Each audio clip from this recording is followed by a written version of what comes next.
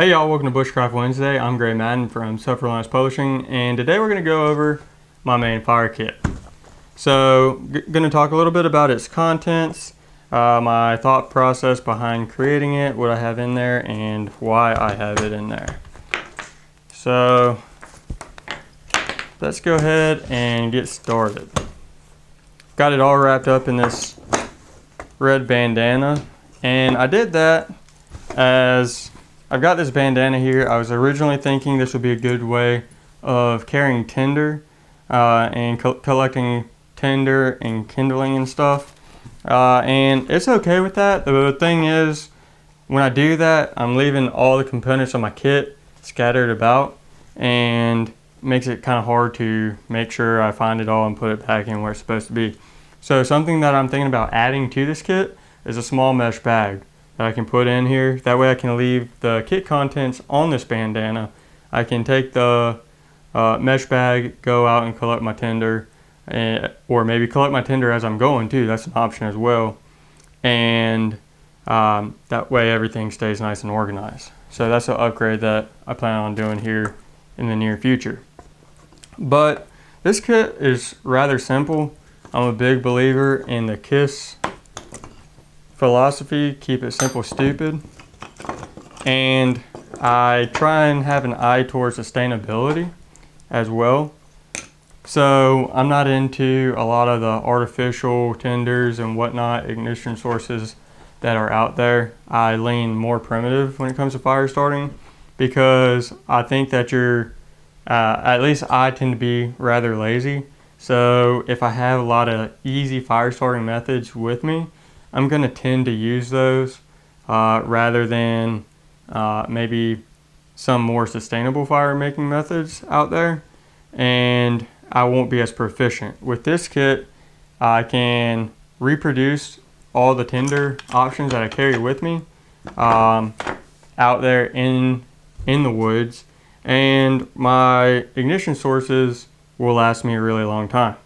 So let's cover the ignition sources first. I've got a Fresnel lens and a magnifying glass, and this is what I use whenever the conditions are right. If I've got enough sun to start a fire, this is going to be my go-to method, because I have unlimited number of starts with this. My second go-to would be this 1/2-inch ferrocerium rod. You get something like 20,000 strikes or something like that out of this rod, so you can start a lot of fires. So that would be my second go-to.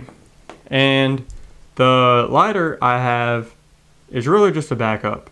I have this just in case I get injured and I have to start a fire using one hand or something like that. Some other reason, I just like backups and redundancy, so I carry a lighter. And something that I plan to add to this lighter is a little rubber piece to go over the end of it to keep it dry so it doesn't get wet, and to prevent this from getting bumped accidentally and letting gas out when I don't want to. So those are my 3 ignition sources. When it comes to tinder, it's really simple. All I have is fat wood. I've got 5 sticks of fat wood, which will last me a really long time. You don't need a whole lot of fat wood. Really, when it comes to using fat wood, all you have to do is take the back side of your knife and scrape off little shavings with the back side. And once you accumulate some of these shavings, once you get enough that you can put down and have like a coin sized pile of those little shavings, that's all you need to start a fire. And the fat wood is waterproof, water resistant. If it gets wet, you can still use it. So that's why it's one of my favorite fire starters, and it's readily available in my area. I went out on Sunday to collect some fat wood, and I harvested like 5 pounds or so inside of an hour, just kind of walking around the park in my area. So it's readily available around here. As I start depleting my source here, I can build it back up out in the woods. Same goes with my char cloth here. I've got this old Altoids tin that I use as a charring container and as a way storing my char cloth. I keep this basically full. Once it gets sort of 3/4 to a half, I start thinking about charring some more material, and I always have it with me when I go out. But if for whatever reason I deplete the char cloth that I have in here, I can char other natural materials that I gather in the woods as well. Punkwood chars real nicely, so that's an option. If you can find that wood, you can find punkwood. And there's other options for charring as well. So both of these are replenishable out in nature. The magnifying glass will last forever. Ferrocerium rod lasts a really long time, and the lighter, when used sparingly in emergencies, should last a really long time as well. So that's sort of what I carry with me in my main kit. I believe in a layered approach, so I have a lot of these things sort of in other areas as well. I carry a lighter with me in my pocket every day as an EDC item, and I got a Fresnel lens in my wallet, so as another ignition source that's in my EDC. I've also got another smaller fire kit that's sort of comprised of the same things, just not as much. Couple Altoids tins with some char cloth,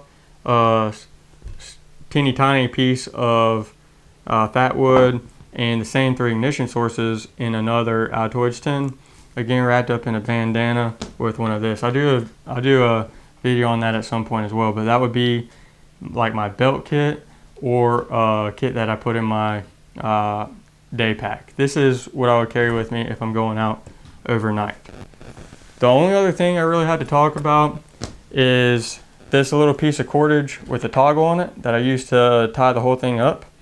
The toggle on here is sized such that I can slip it down into my water bottle and pick it up by the shoulders like so. So if I am boiling water, once I get it to a rolling boil and I want to pull it off the fire, I can do that safely and easily and remove it so it can cool down.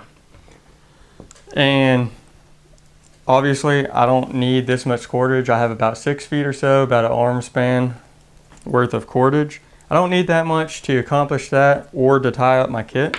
I've got a longer piece here just as a little bit of extra cordage. Don't have it melted at the end because this is paracord and I got the 7 individual strands in here. And I can pull the sheathing back, and if I need a little bit of cordage for something that doesn't necessarily have to be super strong, I just need to maybe, I don't know, make a Paiute deadfall or something, need a little bit of cordage but doesn't necessarily need that kind of strength, I can cut off one of these individual strands and not sacrifice a whole piece of 550 cord or paracord. So that effectively takes my 6 foot length of cordage with the 7 individual strands plus the sheath and turns it into about 48 feet of cordage here. So once I cut the piece, the one strand that I need, I just pull this sheath back and it keeps it all nice and organized, and I don't have to worry about it tangling up and whatnot. So that's about all I have as far as my main fire kit goes. I plan on making a video about the smaller kit in the future, but I hope you found this video helpful and informative. As always, I appreciate every like, every comment, and every subscribe. Thank you for watching, and we'll see you next time.